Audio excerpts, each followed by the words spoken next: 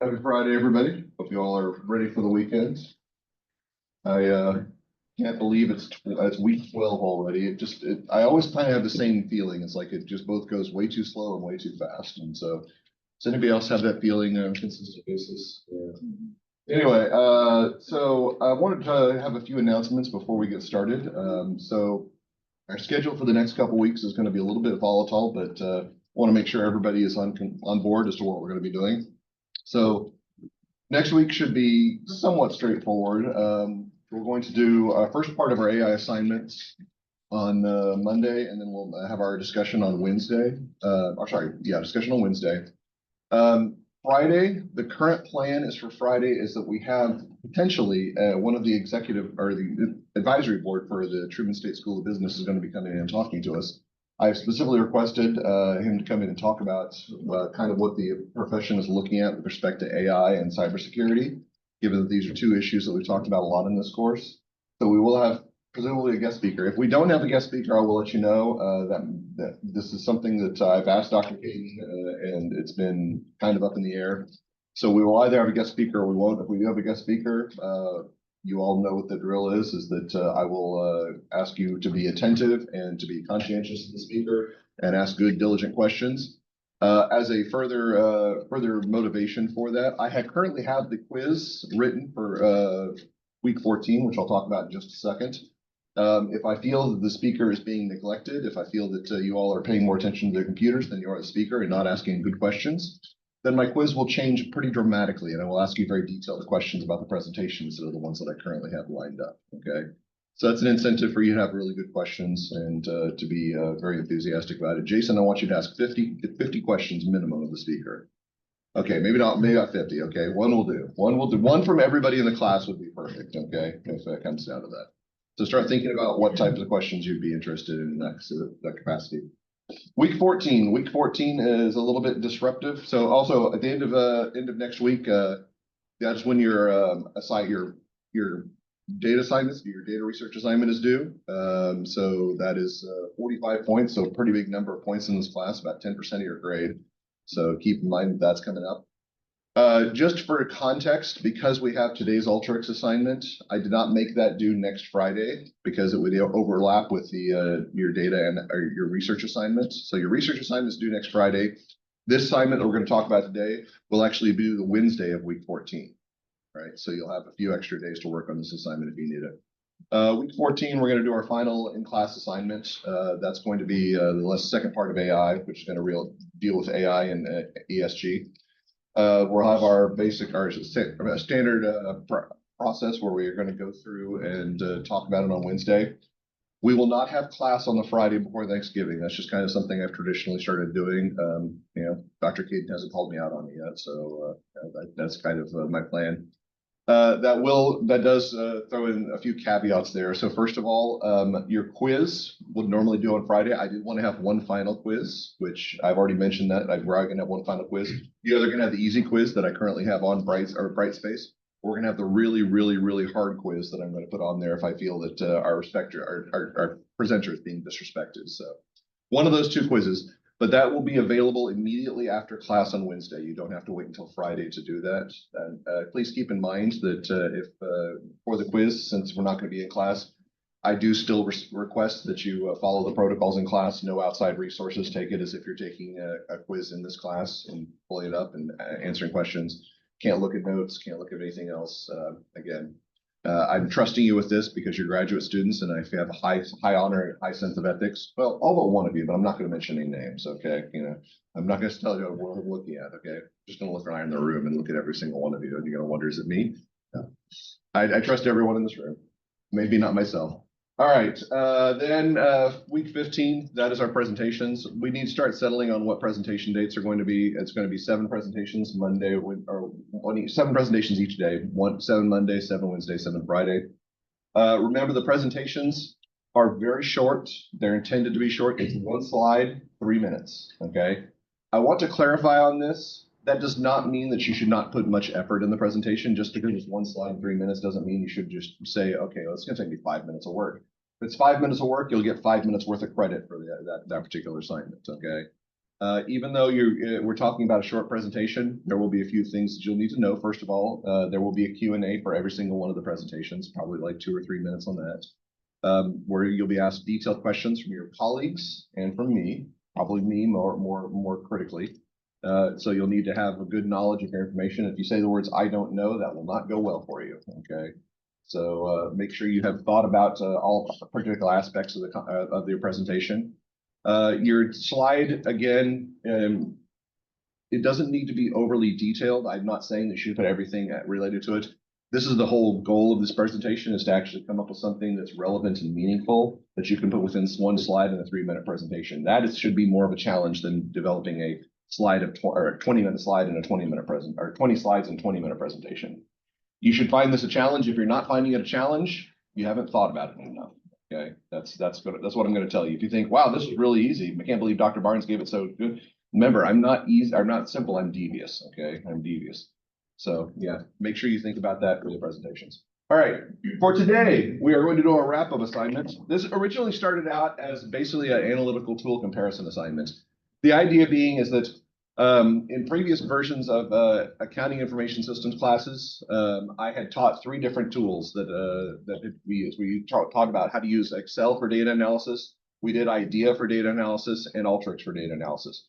And I don't know if anybody is aware. I know Matt's aware because he's my GTRA, but IDEA, that wonderful fun tool that you all had for 417, it actually doesn't work on the Truman servers anymore. It's caused all kinds of pandemonium this semester. So I'm probably going to be moving away from that. It was just a fortunate circumstance that we didn't use it for this course. I was thinking about it and I said, nobody likes IDEA, and to be frank, I think they would enjoy Alteryx a lot more. So that's why we decided to do more Alteryx. And then I started finding when the environments when we could actually use Alteryx, most everybody used Alteryx for this assignment when they possibly could, even though we didn't have nearly as much training on Alteryx in previous courses. So to that end, I basically said, you know what? Let's just go ahead and make this an Alteryx assignment. And that's what we're looking at today. Basically, this is going to be kind of the capstone on Alteryx, is you're going to do a lot of open-ended evaluation. This is a true data analysis project. I'm not going to tell you specifically what you need to research. I'm going to tell you, you need to make those decisions based on the data, and I will scrutinize your queries. So a little bit of context here so that you need to know is that this is basically a company called Doc's Place in the fictitious state of G-Coach, which if you unscramble letters, you can figure out which city that I was talking about. It's not particularly hard to figure out when you look at some of the names of the districts or locations that I have. They're all sports teams that are in that city. So yeah, I'm not as clever as I'd like to be, but there you go.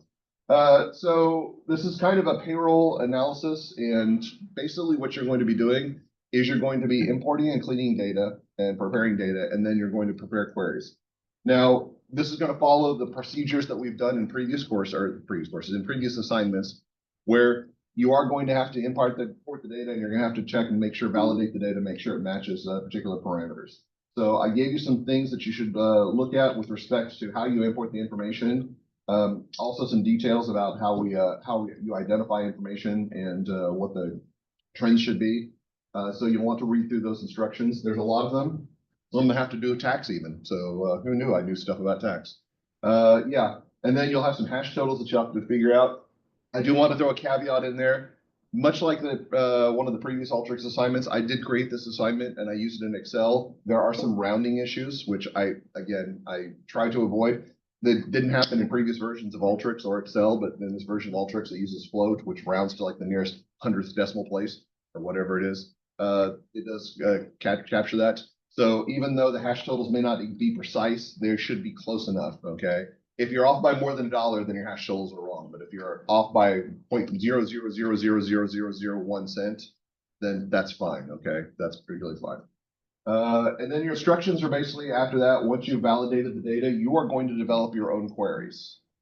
Now, I want to be clear on this. There are errors in the data. I'm not going to tell you what the errors in the data are, and it's unlikely that you will find all of the errors in the data using 6 queries. I am not trying to get you to identify all 6 errors. If you were really insistent and want to do it, you could probably create 20 queries and find all the errors in the data, especially if you think about it intuitively.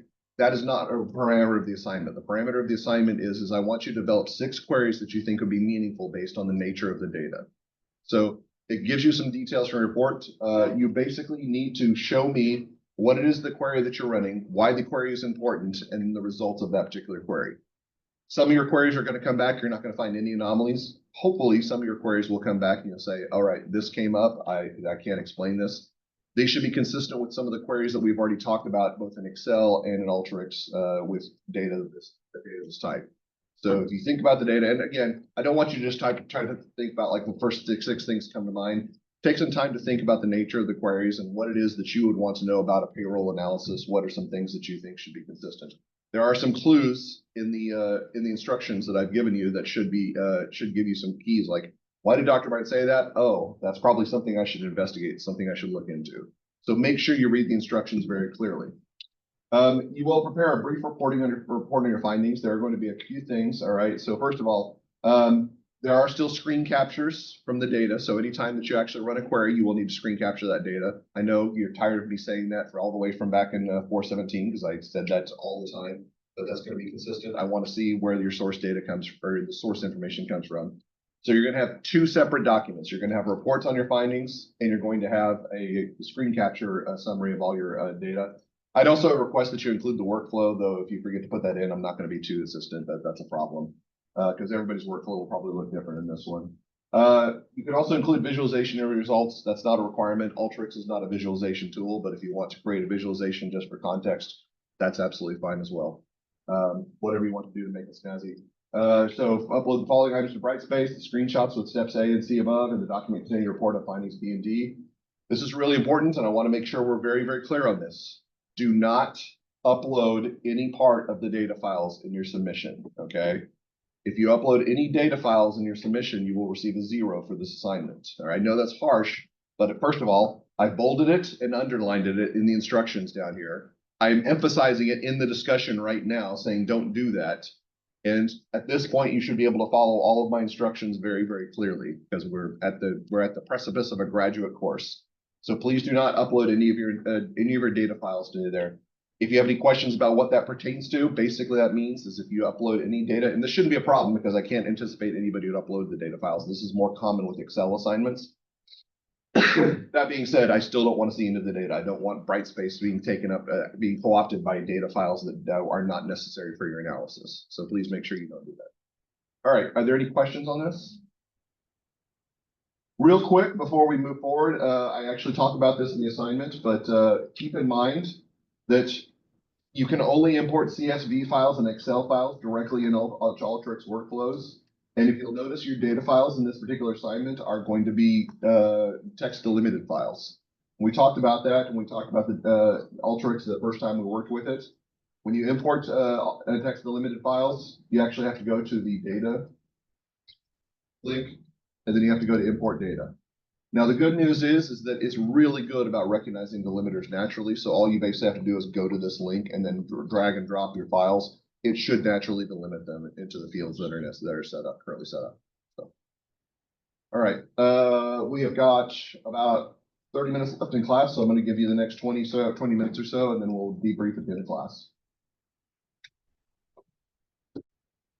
All right, real quick note, something that was just on me. So in part A, I make these instructions take screen capture your queries, include the data validation shots with your submission. I probably shouldn't have used the word query there. That implies that those are queries that you could use as part of your analysis. Those are just the queries that you use for validation. So the summary totals that you create. So you will need to include that as part of your screen captures, but those are not included as part of the 6 queries that I ask you for data analysis. So just for clarification purposes, I apologize for the confusion. 30 hours on, 30 hours off. All right, guys. So it sounds like we're making good progress on this.